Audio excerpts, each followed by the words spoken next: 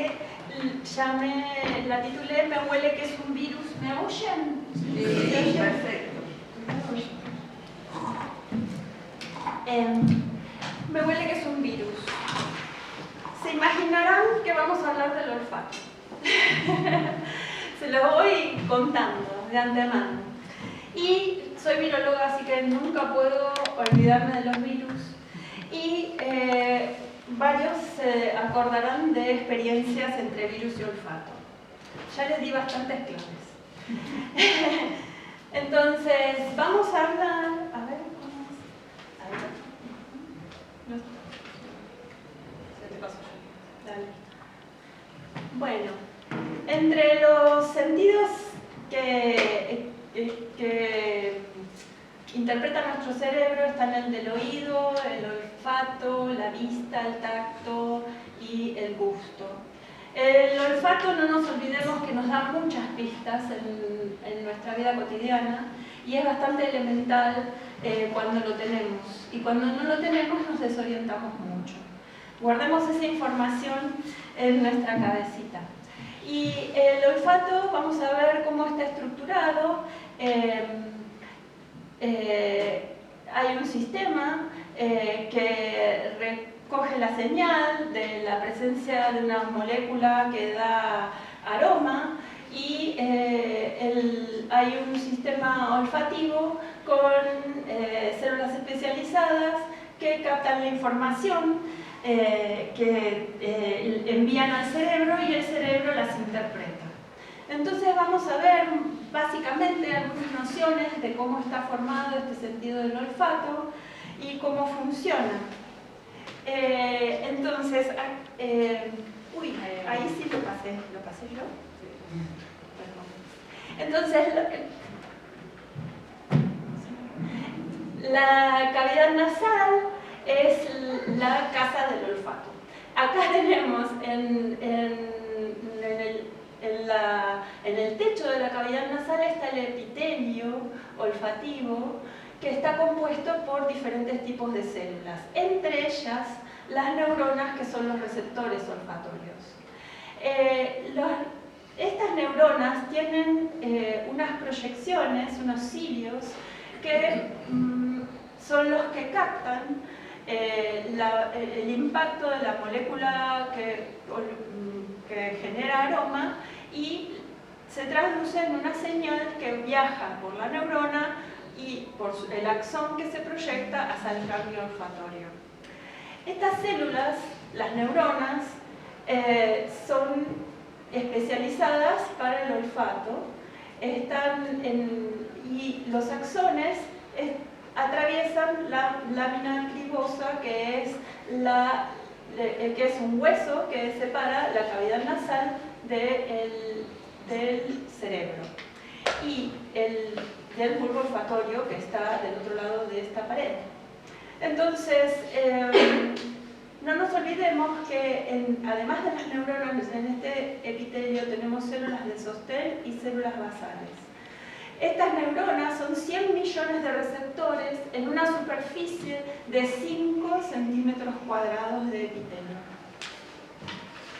Entonces, como les decía, las moléculas que dan olor, un perfume, un ácido, un alcohol, llegan a la cavidad nasal, son captadas por estos receptores olfatorios, emiten una señal que llega al córtex olfativo, también impactan en hipotálamo y amígdala, y por eso también tenemos un gatillado de recuerdos y de sensaciones, además del olfato en sí, del reconocimiento del olor.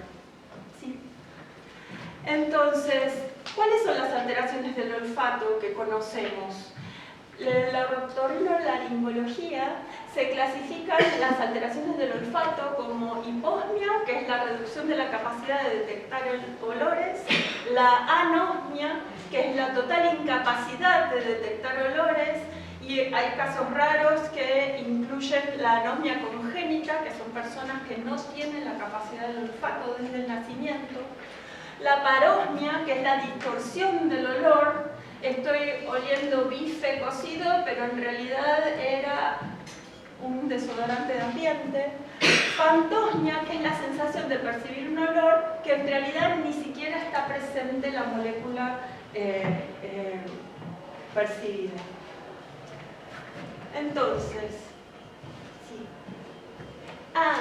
Muy importante, y este es el mensaje de esta charla, yo creo, central, es que las alteraciones del olfato pueden ser indicadores de otras afecciones y que, por ejemplo, pueden ser indicadores de infecciones de senos paranasales como sinusitis, de las vías o infecciones en las vías respiratorias superiores, la presencia de pólipos en cavidades nasales, algunas alteraciones hormonales nos pueden generar estas alteraciones del olfato, problemas dentales, exposición a ciertos productos químicos como solventes, ácidos, bases, fumar o medicamentos como antibióticos y antihistamínicos, lesiones en el cerebro que pueden ser no percibidas por otros métodos y también los trastornos que afectan al sistema nervioso, como la enfermedad de Parkinson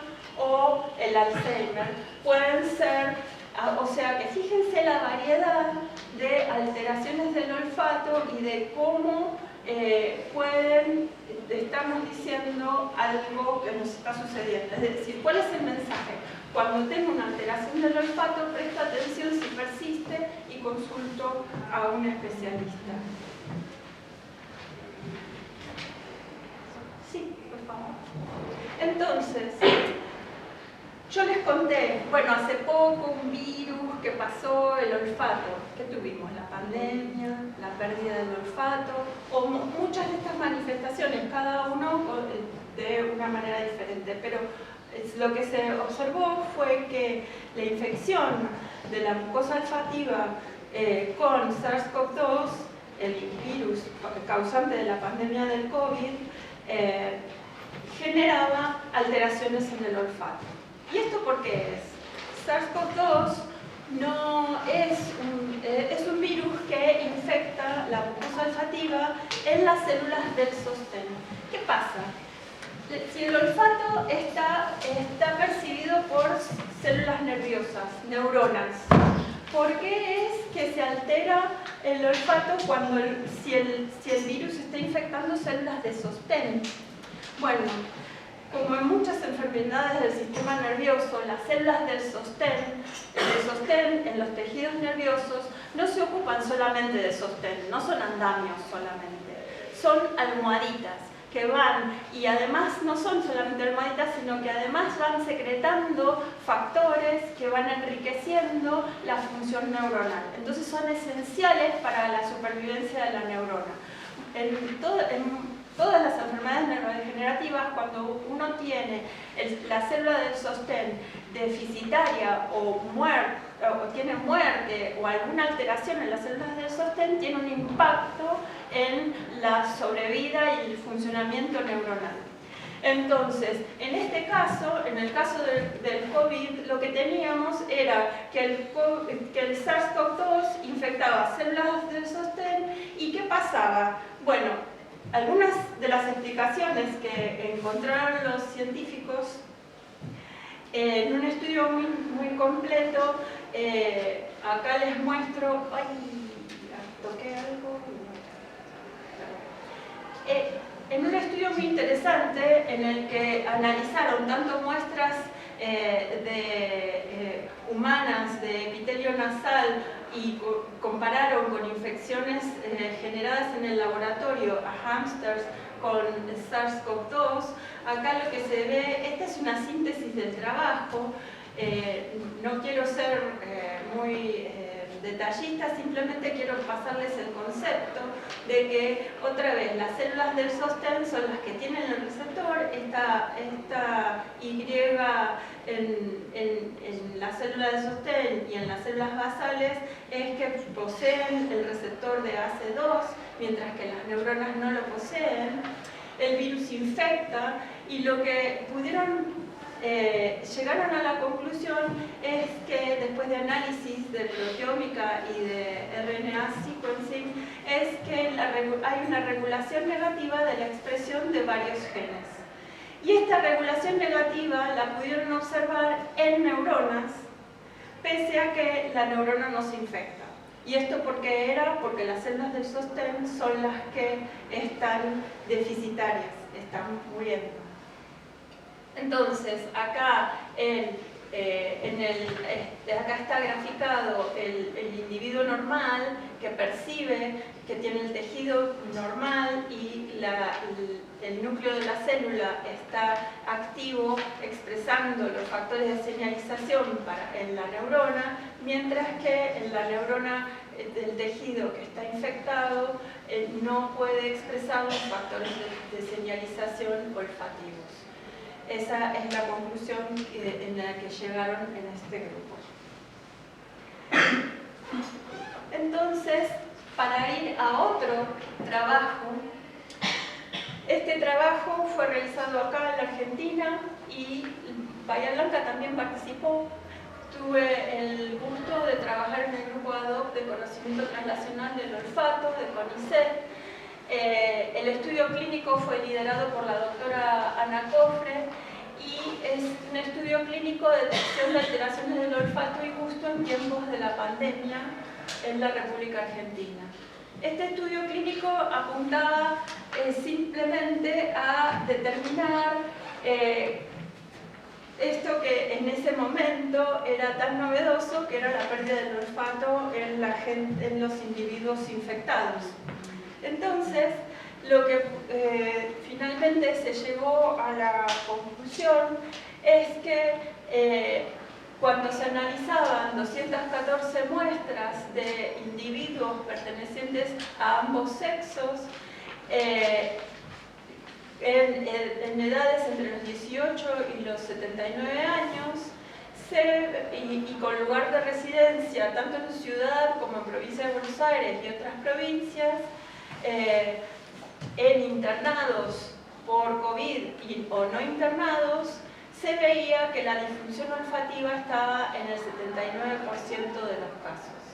Entonces, y también una disfunción del gusto. El gusto y el olfato son sentidos que percepciones que están muy cercanas en el cerebro y también por la ubicación de la boca y la faringe. Y también lo que se pudo ver es que tanto antes como después de la aparición de otros síntomas del COVID, había una alta pérdida de olfato o disfunciones del olfato en los pacientes. Y esto fue un trabajo que se pudo realizar gracias a un conjunto de gente bastante grande. Y creo que esta es la última. Ahí estamos.